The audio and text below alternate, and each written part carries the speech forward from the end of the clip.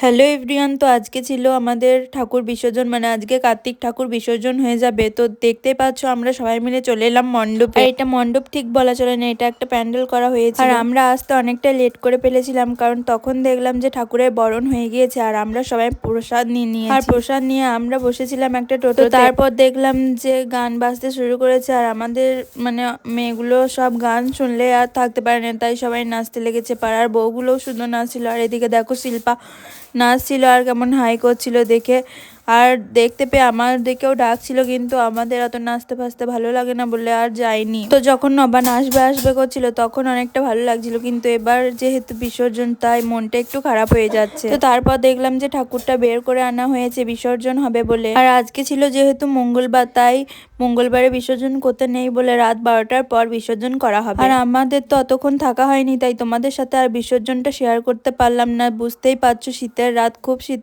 করছিল, তাই আমরা বাড়ি চলে এসেছিলাম সবাই মিলে। তো তারপর দেখলাম যে অনেক লাইট লাগানো হয়েছে, আর লাইট থাকলে যে এদের নাচ আর থামে না সেটা সবাই ভালো করেই জানে। চলো টাটা, দেখা হচ্ছে নেক্সট ভিডিওতে।